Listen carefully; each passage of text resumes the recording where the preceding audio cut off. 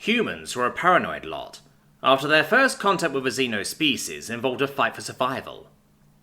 And it didn't help that for all the actions the Unified Human Government, or UHG, took to persuade the galactic government humans weren't all that bad, the Americans surged ahead with defense spending and espionage.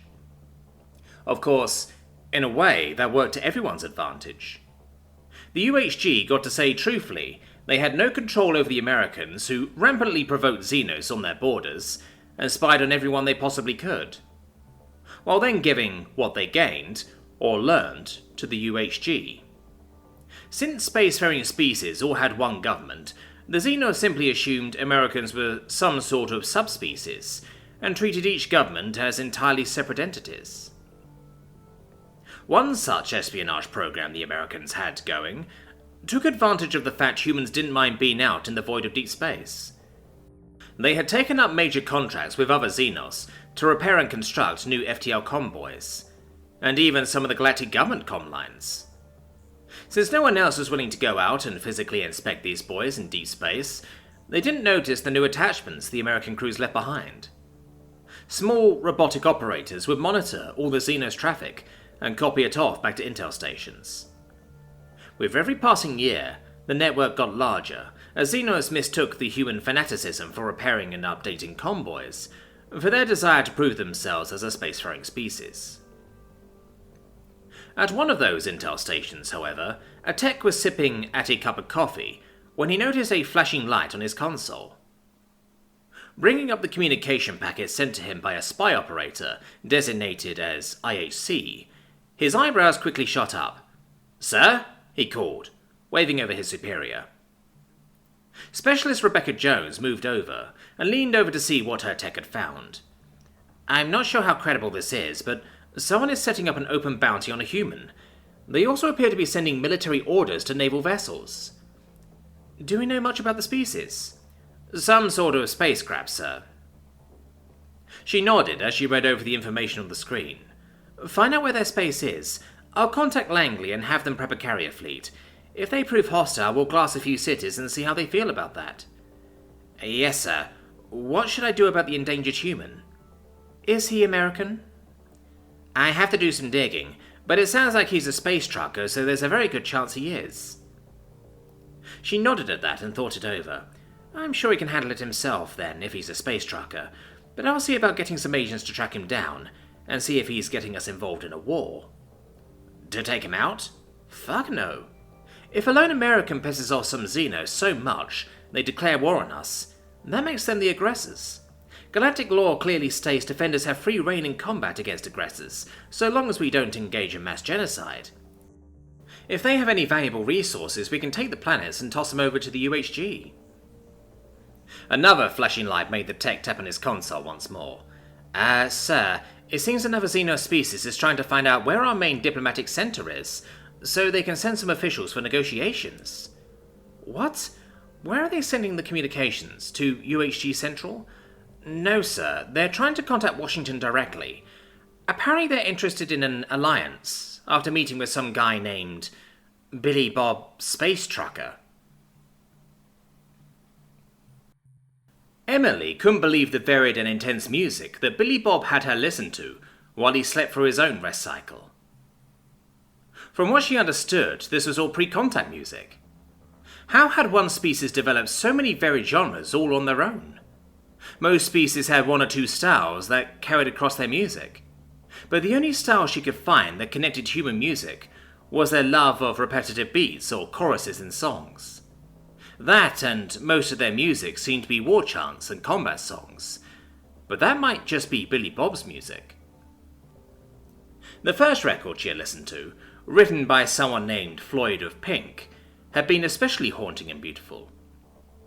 When Billy Bob had finally started to stir, she realized she had skipped her second sleep cycle just to listen to more music. Her body was a little sore from the lack of rest at this point, and she needed some time just to process the music that she'd been enthralled by.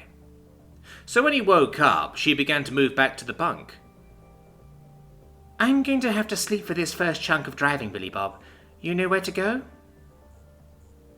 The trucker pulled his hat back into place and nodded. Getting up, He walked back through the cabin and found Mittens quickly hop off the bunk before Emily could toss him off, and followed along behind the trucker. Sure, but I need to work out for a bit. Keeping the cabin set to galactic standard gravity for you kinda loosens my muscles a bit too much. She nodded, as he quickly pulled a can of cat food from the cupboard, popping the lid before slapping the meat puck onto a plate for Mittens. Then walked back into the main cargo hold of the ship. Crates lining the wall stacked all the way to the ceiling, filled with the supplies for the agri-colony he had to take them to. Cranking up the gravity to Earth norms, he tapped on the console on the side to get some music going. Alright, calisthenics then weightlifting, he said with a nod. Rising up, back on the streets. His face was set as he began to run up the length of his Longhorn's cargo bay, starting his workout. In the end, he spent a full hour running, jumping jacks, push-ups, crunches, lifting crates, pull-ups, everything he could think of with what he had in the cargo bay. Billy Bob was no stranger to fights, and it seemed like his new friend was going to get him into more than normal, so he needed to work out a bit more to prepare for it. He might have a decent-sized beer gut, but he was a blue-collar man after all. Under the fat was muscle. His arms were still strong, even if he didn't work out to bodybuilder levels. He didn't need to get some sort of scientific gym workout. He just needed good old-fashioned exercise, and to keep punching things in the face. Once he was done, he was sweating pretty good, and figured it was time for a shower. Careful not to make too much noise walking through the cabin, he slipped into the bathroom and started up the shower. Once he was cleaning up, he had to remind himself not to sing like he usually did. Didn't need Emily groggily waking up to off-key Tom Petty or similar. Then, clean and dry, he got dressed again and got the Longhorn fired back up before moving back into the FTL lane. The prospect of an illegal space goblin market excited him. Maybe he'd get real meat. Well, space meat. The burger, Space Burger, the day before had reminded him how much better the real stuff was compared to protein mush. He picked up his headphones, setting them in place as Mittens hopped up into the co-pilot seat. You excited for some real meat, Mittens? Maybe buy you some space rest to hunt in the cargo bay. He reached over and gave the cat's head a few rubs, and then turned on his music. He couldn't sing Tom Petty in the shower, but this was good too. Well, she was an American girl. When Emily got up, she booted Mittens from the co-pilot seat and enjoyed more music with Billy Bob. He had to explain that the British invasion wasn't actually an invasion. American musicians were the greatest, but that didn't mean other nations couldn't create some amazing artists too. She was confused how Americans seemed to be friendly with the British after the Revolution, and he explained to her it was a bit like a father and son who hated each other and got into fights. The dad had been big and mean, and his kid grew up in his shadow, but over time the dad got older and weaker, and his kid got bigger and stronger, and just as mean. So they managed to connect again as friends instead of enemies, thanks to their mutual hatred of various things. Like one of those sappy movies. Sorta. After another several hours of that, she took another nap, before they arrived at the station. When she got up the second time, they were almost at it. The space goblins had set up the station in the shadow of some sort of dead moon, in a creepy-looking system that had a number of dead rock planets and a white dwarf in the center. Okay, you're going to have to be careful here. These sorts of stations attract all sorts of death worlders, even ones who can give you trouble. I should be able to talk us in. He shook his head at that. Oh no, I know these sorts of places. You're my guest, and you aren't talking us in anywhere. I've got this. The station didn't look like the basic refueling stations. Instead, the ships had to dock along the same face of the station, and there wasn't a cargo hauler to be seen. These were sleek, purpose-built vessels of war. Smaller-scale capital ships and pirated patrol crafts. His Longhorn stuck out like a sore thumb, but then again, it did that around cargo ships too. Human ships in general just didn't fit in. Once he was docked, it was time to change. He opened up his security locker and began to dress more appropriately for the job at hand. He kept the jeans and plaid shirt, but lost the cowboy boots in favour of steel-toed ones. The hot sauce holster came off, and his regular holster came on. He tucked his M1911 into the holster, and tucked 6 extra magazines into the pockets around his holster. After that, he pulled on a black combat vest. There was a mix of ceramic and Kevlar plating. Then he slung a Remington Tactical 2070 over his shoulder, before filling the combat vest pockets with various slugs, buckshot and birdshot rounds. A few Dragon Breath rounds as well, in the off chance he'd need them. Finally, he tucked a Bowie into his left boot, and another in his belt.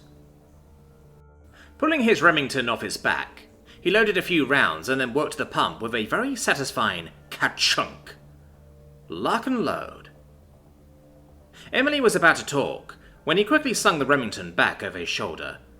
No, wait, hold on. He then pulled free of the locker a wooden Louisville slugger, the words MLB Prime Ash, burnt into the side, and replaced his hat with a camo one with just the American flag on it. Alright, now I'm ready. His Louisville had a few scratches and some stains from previous use, but he wouldn't trade it for the world. Any world. What are those things? She asked, pointing at his M1911 and Remington. Oh, I forgot these aren't common. So, you know how the galactic government has strict laws against weapons possession and stuff? Well, they don't have very strict laws regarding ceremonial cultural items. They also don't have a concept of firearms. All you Xenos have been using energy weapons and shit for centuries. Not humans. These are what we call guns. They house these little casings filled with chemicals that fire off once we pull the trigger. It causes a small controlled explosion that launches a chunk of metal a few hundred feet a second. The action ejects the casing and pushes up a new one, in this gun. He patted his M1911. But this one requires me to work the pump. You'll see if I need to use them. Emily's mouth hung open as he explained to her what he was using. You've covered yourself in explosives. Well, they're made to not go off until I want them to, but yes. How do you control such weapons? You don't have a targeting computer in your eye.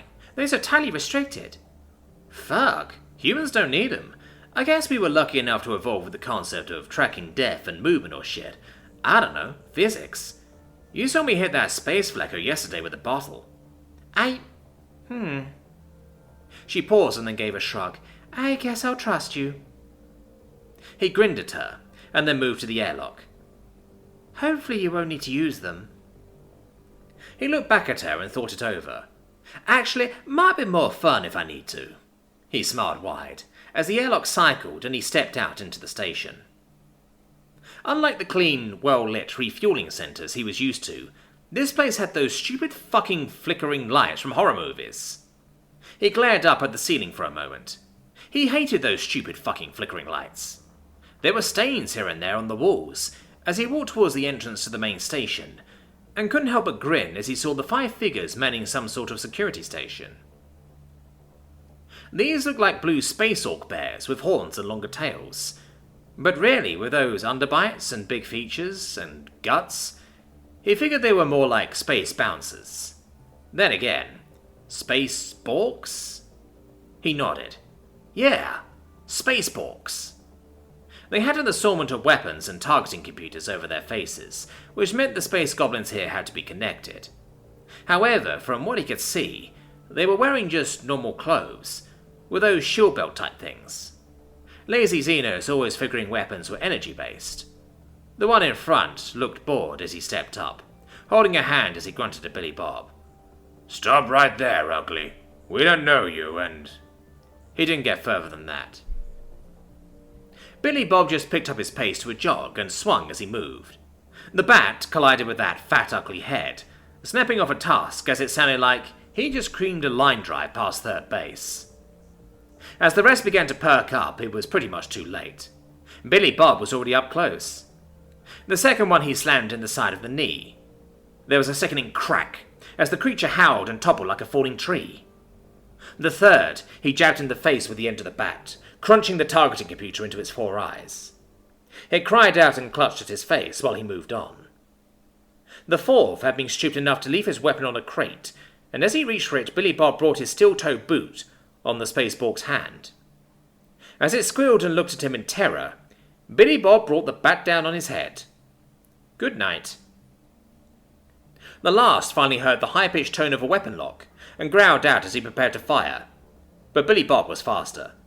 He pulled the knife from his belt, tossing it at the Borg's arm, sinking the blade into the creature's shoulder. It howled and dropped the weapon, dripping blue blood as it gulped in terror. Billy Bob slowly approached as it gasped out, "Why are you here?" Billy Bob stepped up to the larger creature and yanked the blade free, wiping it off on the Borg's fur before slipping it back into his belt. Then he held the bat in one hand, resting it over his shoulder. "Us? We just came to party. Now take me to your leader."